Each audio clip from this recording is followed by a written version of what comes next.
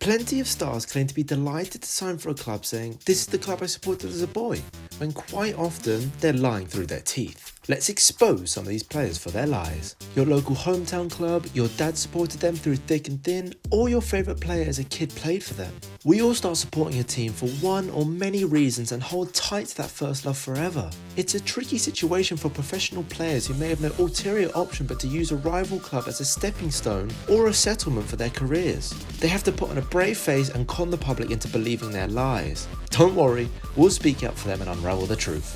Let's start in the Spanish capital. There was a boy supporting Madrid's very own Los Blancos who grew up to become one of Barcelona's greatest ever legends, let alone one of the greatest midfielders in history. That boy will become world renowned as Andrés Iniesta.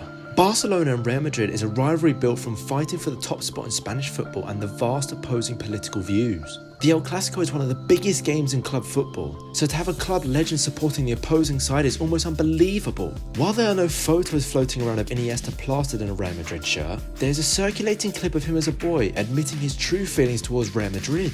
Yo era del Madrid. Todo poder. Andrés Iniesta has defended his statement as a child as a childish one, with comments such as, "Sometimes children don't know what they are doing." Está trucado. Está trucado. Yo lo pensé, digo, esto no puede ser. He's adamant that he's only supported two clubs in his life, Albacete and Barcelona, no one else. As the legend goes, when the Catalans beat his first club Albacete 7-1, the youth talent decided to hate them and began supporting Real Madrid. It wasn't long before Barcelona picked up the prodigy in 1996, and all seems to have been forgiven, with the Catalan club turning a blind eye to his short phase as a Madridista. Now then, let's even the playing field by exposing a Kool-Aid that has become a Real Madrid legend, Luka Modric. Luka Modric was laid bare by his fellow countryman Ivan Rakitic in 2018, who said, "Luka Modric is a bigger Barcelona fan than me. When we were young, we had a favourite team, and it's no secret that Luka loved the claret and blue colours of Barcelona."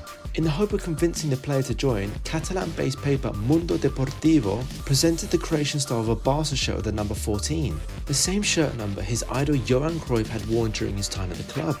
Modric, of course, gladly accepted the gift as a proud Barcelona fan, but when his transfer eventually failed, Tottenham Hotspur were able to lure him to North London and the Premier League. Even Rakitic defended Modric's loyalty to the Los Blancos in the 2018 statement by saying, "Today I can say, because he's such a great professional, we have lost him. He is 100% Madridista." At the time, Ivan Rakitic was itching to play alongside the Croatian great for both club and country. What a duo that could have been in the stripes of Barcelona. With an eventual move to the Spanish capital, it doesn't take away from the fact that he was a culé, standing adjacent to Andrés Iniesta in career paths from childhood beginnings. The record-breaking English goal machine who puts the ball in the back of the net for Spurs most weekends was once a Gooner. It is, of course, Harry Kane. Kane's childhood loyalty was an easier betrayal given he himself felt betrayed by the club in red and white that he once loved. The England star spoke about the pain of rejection on World Mental Health Day, disclosing how he found out the news of not making the Arsenal youth team from his dad. Rejection is a tricky thing when you're a kid. "When I was 8 years old, I was released by Arsenal," he said on Instagram. "My dad was the one who told me. I wasn't old enough to fully understand the feeling of rejection, and Dad didn't show any signs of disappointment. He just put his arm around me and said, 'We go again, and work even harder. Let's see where it takes us.' And so we did." There's no faulting Harry Kane's determination and drive for success since that moment. Even his career at Tottenham was full of doubt and rejection as he was pushed out on loan 4 times at Spurs. At the end of 2020, celebrity Arsenal fan Piers Morgan got the opportunity to interview Harry Kane and was quick to pin Arsenal question marks to his future. Harry Kane was quick to shoot down Piers Morgan's hopes after he asked, "Are you itching to go back to your roots?" Which Kane replied with a stern, "Absolutely not. No. Tottenham are in a good spot at the moment, so I'm happy." When you play for Arsenal and you're an Arsenal fan. Where's that picture? There it is. That's the shirt I want you wearing on Friday, Harry Kane. Harry Kane has been quick to defend his past supportership of Arsenal with comments such as, "I wanted to wear a Tottenham kit, but I don't think that would have gone down too well. I was 8 years old, I was at Arsenal for a year, and obviously I was a kid. I just wanted to play football." However, with that Freddie Ljungberg-styled red hair during the celebration of Arsenal's 2004 title win, you're not fooling anyone, Harry. A one-club man. How many can you name? There aren't too many, especially at the highest level in football. Even Lionel Messi didn't hold tight to Barcelona for the entirety of his career. Liverpool may not have built a statue for this loyal legend, but we'll give him credit. Jamie Carragher.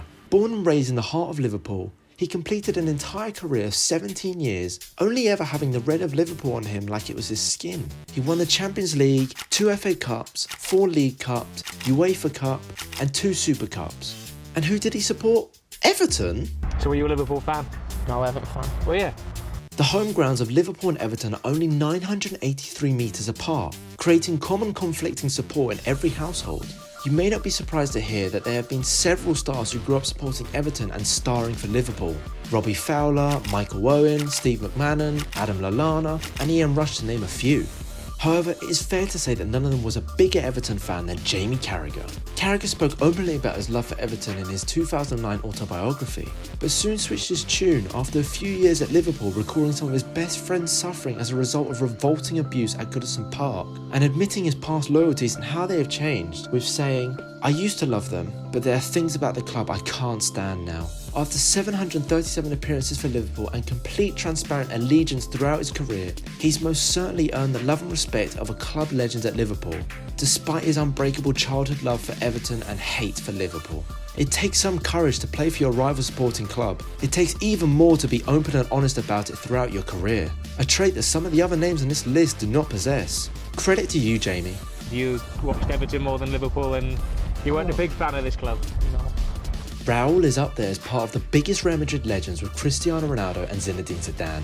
He grew up in a family of die-hard Atlético fans, which translated to the future Real Madrid star. Going according to plan, the talented teenager joined Atlético's youth team and racked up 65 goals in 2 years for the red and white Madrid side. 1992 would see him strip the red from his Madrid shirt to the famous white one when Atlético had to close down their training facility due to financial difficulties. Raúl had the choice of having no team to play for, or accept the anguish of signing to Real Madrid at the age of 15 years old. The iconic number 7 wasn't swayed by wearing the opposite colours for a few years and still desired an Atlético homecoming when the opportunity arrived. If it wasn't for Jorge Valdano's contribution as manager of Real Madrid, Raúl would almost certainly have followed his heart's desire, but the manager pinned Raúl down to a Pens contract from 1994, which would stretch to 16 years as a club legend. Raúl is the only name on this list that had ambitions of returning to their first love even after wearing the rival colours, proving his commitment to the side but still going on to be a legend for the rival. That's the names we have dug up to have supported a rival club in the past. We know there are more. For example, John Terry was a United fan even though he wore the blue of Chelsea for nearly his entire career. Gareth Bale grew up through the ranks of Tottenham but was an Arsenal fan for nearly his entire childhood. And Paul Pogba was an Arsenal fan, due to the strong French lining that Arsenal had when Paul Pogba was growing up as a boy. But they have been able to hide their true loyalty better than others. Would you play for your rival club or stay loyal to your childhood club? Drop a comment with the biggest traitor in this list. Thanks for watching, we're always here to give you sport.